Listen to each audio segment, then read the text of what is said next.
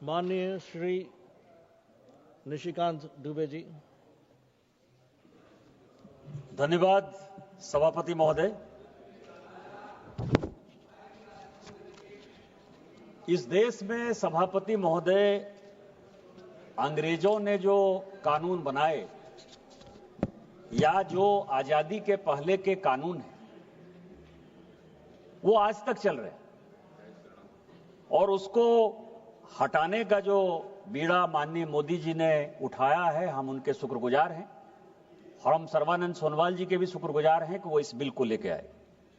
आपको आश्चर्य होगा अध्यक्ष महोदय कि इस देश में जो कानून है, हम जो है पतंग नहीं उड़ा सकते, हम बैलून नहीं उड़ा सकते। उसके लिए पतंग उड़ाने के लिए भी अपने को यहां संजोग से रूढ़ी जी बैठे हुए हैं। 1934 का जो एयरक्राफ्ट एक्ट है वो ये कहता है कि यदि मुझे पतंग उड़ाना है तो मुझे भारत सरकार या संबंधित सरकार से परमिशन चाहिए। बैलून यदि उड़ाना है तो उसके लिए संबंधित सरकार से परमिशन चाहिए। आप जिस राज्य से आते हैं सभापति महोदय, आप जिस राज्य से आते हैं आंध्र प्रदेश से, आंध्र प्रदेश में जो इंस्पेक्टर है जो कि हम लोगों को लाइसेंस देगा ट्रैफिक का, उसका दांत नहीं टूटा हुआ होना चाहिए। आप समझ सकते हैं कि किस तरह के लॉ है। एमवीआई एक्ट में यह प्रोविजन है आंध्र प्रदेश में कि जिस आदमी के दांत टूट गए वो एमवीआई इंस्पेक्टर नहीं बन सकता है। उसी कड़ी में अभी इस पार्लियामेंट ने लेडिंग बिल पास किया। इसी सीपिंग का एक लेडिंग बिल पास किया और लेडिंग बिल पास होने के बाद जो ये आज का जो बिल है, ये carriage of goods by sea bill 24, ये 1922 में ये बिल बना। ब्रसेल्स कन्वेंशन हुआ था, पूरी दुनिया बैठी थी। 1922 में ये बिल बना और 23 में इसको हमने रेगुलेट किया। सेकेंड वर्ल्ड वॉर खत्म हो गया, पूरी दुनिया जो है ग्लोबल इकोनॉमी की तरफ बढ़ गई और 1968 में उसी ब्रसेल्स में फिर से दोबारा मीटिंग हुई और 79 में कन्वेंशन भारत सरकार ने भी साइन कर दिया। 79 से लेकर 79 से लेके ये 2025 है। आप यदि तकरीबन जोड़ें तो 45 साल तक अंतर्राष्ट्रीय कन्वेंशन साइन करने के बाद भी मोदी जी को छोड़कर किसी और प्रधानमंत्री का, किसी और सरकार का, किसी और पॉलिटिकल पार्टी का ध्यान नहीं गया कि यह भी एग्रीमेंट है। अब क्या है कि लेडिंग बिल इसके ऊपर निर्भर है। लेडिंग बिल अभी आपने पास कर दिया।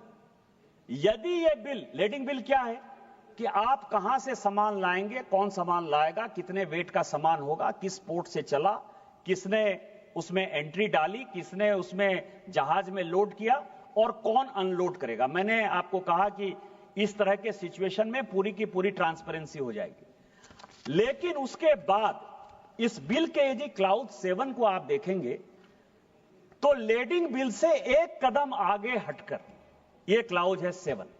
यह कहता है कि हम यह नहीं मानेंगे कि इंपोर्टर क्या कर रहा है, एक्सपोर्टर क्या कर रहा है। जो एक्सपोर्ट किया उसने सर्टिफिकेट दे दिया, जो इंपोर्ट किया उसने सर्टिफिकेट दे दिया।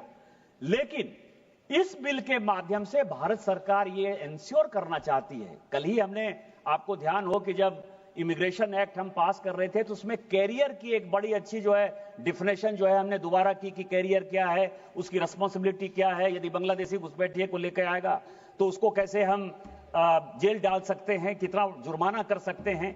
लैंड अभी तक इंक्लूड नहीं था, उस लैंड में क्या। इसमें जो है हमने थर्ड पार्टी की बात कही है कि हम केवल इंपोर्टर और एक्सपोर्टर की बात नहीं मानेंगे, हमको थर्ड पार्टी भी चाहिए जो ये ऑथेंटिकेट करे, जो ये बताए कि जो आया है, जितने गुड्स आए हैं, जितने केजी के आए हैं, जिसने दिया है, उसका जो है सेंट्रल गवर्नमेंट ने इसमें इंश्योर किया है। ये क्लाउज 7 कहता है। अब क्लाउज 10 क्या कहता है?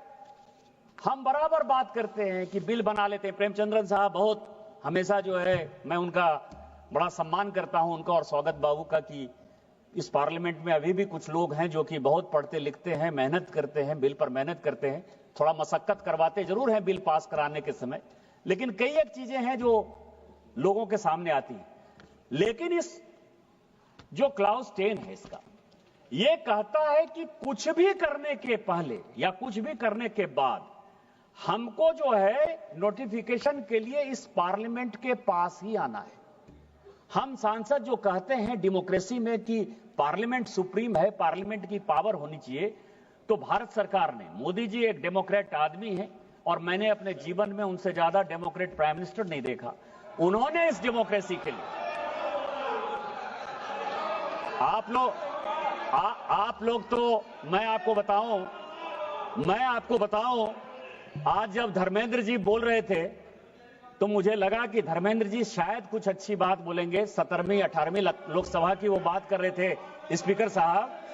मैं आपको बताऊं कि धर्मेंद्र यादव जी इसी सदन के सदस्य थे और शेड्यूल कास्ट जसवीर सिंह समाजवादी पार्टी का सांसद, किसने पीटा इस वेल में उसका मैं गवाह हूं। जसवीर को किसने पीटा तो मैं आपको बताऊं, या मैं जिनका बहुत सम्मान करता था और सभी पूरी दुनिया सम्मान करती है, मुलायम सिंह यादव जी के ऊपर किसने केस किया मुझे बताने की आवश्यकता नहीं है।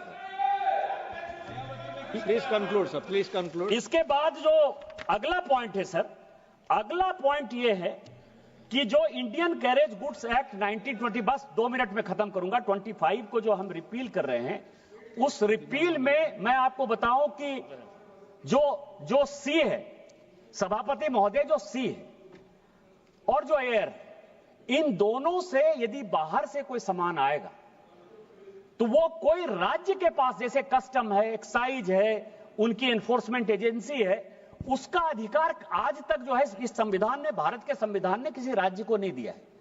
तो राज्य को यदि नहीं दिया है तो जब डिस्प्यूट खड़ा होगा, उसको पकड़ने की बात होगी, उसको पेनल्टी लगाने की बात होगी या उसके ऊपर कोई कार्रवाई करने की बात होगी, क्योंकि इस देश में 2 डिफिनेशन है, मेजर पोर्ट का और माइनर पोर्ट का। मेजर पोर्ट वो है जो भारत सरकार का है और माइनर पोर्ट वो है जो कि राज्य सरकार उसको लाइसेंस देती है और उसके आधार पर है। लेकिन माइनर पोर्ट के अलग कानून है, जो मेरीटाइम बोर्ड जो है, अलग अलग राज्य सरकारें जो है उसको कंट्रोल करती है। तो इस एक्ट में यह दिया है कि माइनर पोर्ट हो या मेजर पोर्ट हो, जहां भी समस्या आएगी उस समस्या के समाधान करने का पूरा अधिकार जो है वो केंद्र सरकार को होगा। इतने ऐतिहासिक बिल के लिए, क्योंकि समय कम है, मैं धन्यवाद समय नहीं लेना चाहता, इतने ऐतिहासिक बिल के लिए मैं अपनी पार्टी भारतीय जनता पार्टी का, हमारे नेता माननीय मोदी जी का और सर्बानंद सोनोवाल जी का शुक्रगुजार हूं कि उन्होंने ब्रिटिश शासन के बनाए हुए रूल को खत्म करने का साहस किया। जय हिंद।